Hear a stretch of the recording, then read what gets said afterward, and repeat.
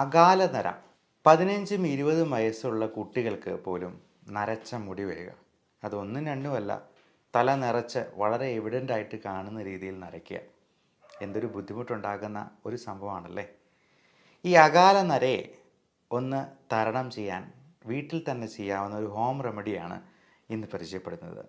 നമസ്കാരം, ഞാൻ doctor Bipin Jose, Pulma medical centre, Pala, Kanjirappally and Sultan Bathery. ഈ അകാലനരയ്ക്ക് പല കാരണങ്ങളുണ്ടാകും. അതെല്ലാം ആദ്യമേ നമ്മൾ റൂൾ ഔട്ട് ചെയ്യേണ്ടതുണ്ട്.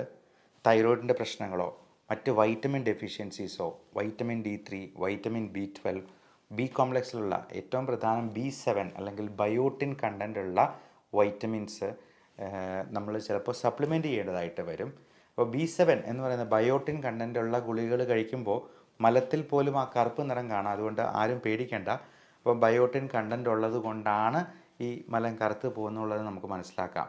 അല്ലാതെ മരുന്നിൻ്റെ പേരിൽ ബയോട്ടിൻ ഉണ്ട് എന്നുണ്ട് കരുതിയെന്നാലും മലത്തിൽ ആ കറുപ്പ് നിറം വരുന്നില്ലെങ്കിൽ ആവശ്യത്തിന് ബയോട്ടിൻ ഇല്ല എന്ന് തന്നെ നമ്മൾ മനസ്സിലാക്കിക്കൊള്ളൂ. ഒന്നെങ്കിൽ ഇത് ചിലപ്പോൾ ചാത്ത മരുന്നുകളായിരിക്കാം, ആവശ്യത്തിന് ക്വാളിറ്റി ഇല്ല എന്ന് നമുക്ക് മനസ്സിലാക്കാം. അപ്പം നമുക്ക് ചെയ്യാവുന്ന ഈ ഹോം റെമഡിയിൽ നമുക്ക് ചേർക്കേണ്ട പ്രധാനപ്പെട്ട ചേരുവകൾ: ഒന്ന് വെർജിൻ കോക്കനട്ട് ഓയിലാണ്, 2 ഉലുവയാണ്. അപ്പോൾ ഈ ഉലുവയിൽ പലതരത്തിലുള്ള സപ്ലിമെൻറ്റ്സ്, നിക്കോട്ടിനിക് ആസിഡ് പോലുള്ള നിയാസിൻ അല്ലെങ്കിൽ നിക്കോട്ടിനിക് ആസിഡ്, ഇതെല്ലാം ബി കോംപ്ലക്സ് വൈറ്റമിൻസിൽ പെടുന്നതാണ്. ലെസിത്തിൻ എന്ന് പറയുന്ന കമ്പോണൻ്റ് ഉണ്ട്. ഇതെല്ലാം മുടിക്ക് നല്ല സ്ട്രെങ്ത് കിട്ടാനും അഴകുണ്ടാകാനും ആ സിൽക്കി നേച്ചർ മെയിൻറ്റെയിൻ ചെയ്യാനും ഒക്കെ സഹായിക്കാം. വെർജിൻ കോക്കനട്ട് ഓയിൽ എന്ന് പറയുന്നത് നല്ലൊരു മോയ്സ്ചറൈസറാണ്.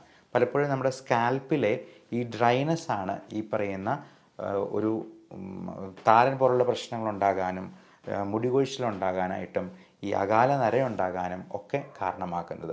ഈ വെർജിൻ കോക്കനട്ട് ഓയിലിലാണ് നമ്മൾ ഈ ആവശ്യത്തിനുള്ള ചേരുവകൾ ചേർക്കുന്നത്. അതിലാദ്യമേ ഉലുവയാണ്. അത് നന്നായിട്ട് പൊടിച്ചതിന് ശേഷം വെർജിൻ കോക്കനട്ടിലൊരു ചെരുവത്തിലെടുക്കുക, അതിലേക്ക് ആഡ് ചെയ്തിട്ട് അത് ചൂടാക്കി നല്ലപോലെ ഇളക്കുക. രണ്ടാമത്തെ പ്രധാനപ്പെട്ട ചേരുവ കരിഞ്ജീരകമാണ്. കരിഞ്ജീരകത്തിൻ്റെ പൊടി, അത് പൊടിച്ചിട്ട് ഇതിൻ്റെ ഉള്ളിൽ തന്നെ ഈ ചേരുവയൊക്കെ ഉള്ളിൽ ചേർത്ത് വീണ്ടും നന്നായിട്ട് ഇളക്കുക. അപ്പോൾ ഇളക്കി കഴിയുമ്പോഴത്തേക്കും അത് കറുത്ത നിറത്തിലൊരു പേസ്റ്റ് പോലെയാകും. അതിനുശേഷം നമ്മൾ അടുത്ത ആഡ് ചെയ്യേണ്ട സംഗതി മൈലാഞ്ചി പൊടിയാണ്. അത് മൈലാഞ്ചിയുടെ ഇല കൊണ്ട് തന്നെ നമുക്ക് വേണേൽ പൊടിച്ചുണ്ടാക്കാം. അല്ല എന്നുണ്ടെങ്കിൽ മൈലാഞ്ചി പൊടിയായിട്ട്, മെഹന്തി പൊടിയായിട്ട് നമുക്ക് വേണമെങ്കിൽ വിപണിയിൽ നിന്ന് വാങ്ങിക്കാവുന്നതാണ്. ഇതെല്ലാം 1-2 ടീസ്പൂൺ നമുക്ക് ആവശ്യത്തിനുള്ള, ഇപ്പം ടീസ്പൂണിൻ്റെ വലിപ്പം പറയുമ്പോഴത്തേക്കും നമ്മൾ ആ കൂടുതലായിട്ട് വേണമെന്നുണ്ടെങ്കിൽ വെർജിൻ കോക്കനട്ട് ഓയിലും അതിനനുസരിച്ച് തന്നെ എടുക്കുക. 1-2 ടീസ്പൂൺ വീതം ഈ ചേരുവകളും കൂടി ചേർക്കുക. എന്നിട്ട് നന്നായി ഇളക്കി അതൊരു പേസ്റ്റ് പരുവത്തിലാകും.